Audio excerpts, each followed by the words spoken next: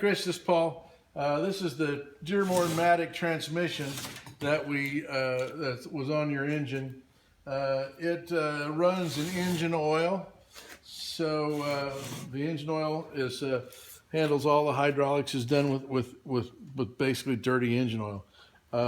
There's a hydraulic piston under here that engages reverse gear, and then there's a piston on the back side of the clutch pack internally that's hydraulically actuated that engages the clutch pack. So right now, if I turn the output shaft,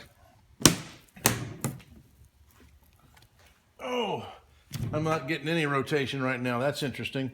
A couple of problems that we found with this thing, and we've had it apart just a little ways while we're trying to find a manual for it. First thing was that we couldn't rotate the transmission at all, and we found that inside here, these holes in this cover plate are open all the way through, and we found that they'd been siliconed, and the silicone had dropped in on the gears in here and was preventing us from rotating the gears because of the silicone. We could go so far, and they were getting jammed up at the silicone. We could go so far in the other direction, but that's all we could do. We took that plate off. We took this plate off, and we found out that looking inside here, we found that there was a set of gears that evidently blew up in here, and there's some pitting on an oil pickup where something was being thrashed around in there, some metal was being thrashed around, and there's also a place inside this cover where something got caught in it and boogered it up on the inside of there. So, and unfortunately, this plate that holds a bearing, we had to actually just really force the gear set together to get that bearing to go in place.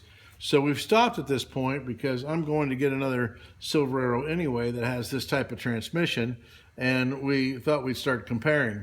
It looks like perhaps the gear set's been changed, and the gear set that went in here, that's in here, maybe didn't exactly go to this.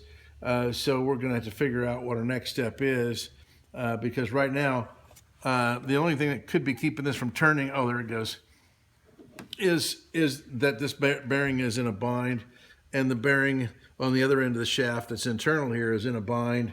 Just everything's in a bind. So we found it full of water also. We've got some pictures of the oil that came out of here, but for the sake of the video, looks like a lot of our water has, well, no, I started to say a lot of our water's evaporated, but there's drops, and there's drops forming right here as I try to spread this out, so you can see these drops of water that are forming. So we had water in there. We've got the output shaft bearing, which what you have is a reverse gear and a 10-degree offset reduction gear right here in the back. So the reverse gear is right here, and this is a 10-degree offset reduction gear. We haven't counted rotations or teeth to figure out what the ratio is, but there is a reduction gear there. Anyway, that's the story with the transmission.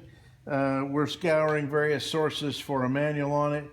My Interceptor manual has a manual for the Dearbormatic C, and we don't know if this is an A, B, or a D, but it ain't a C. So anyway, we're just starting that quest. It was all put together with silicone where the shims were supposed to be, and so there's a number of issues that are causing this thing not to want to turn as easily as it should. I even suspect that our friction material is rubbing against some rusted rings in here, and so we'll probably end up pulling it apart, but not until we can get a hold of a manual. So that's the latest on on the transmission. I'm going to check out the engine right now. We were told that the pistons, we didn't notice the top of the pistons appear to be 60 thousandths over pistons, but our bore on the 312 block indicates we've only been bored.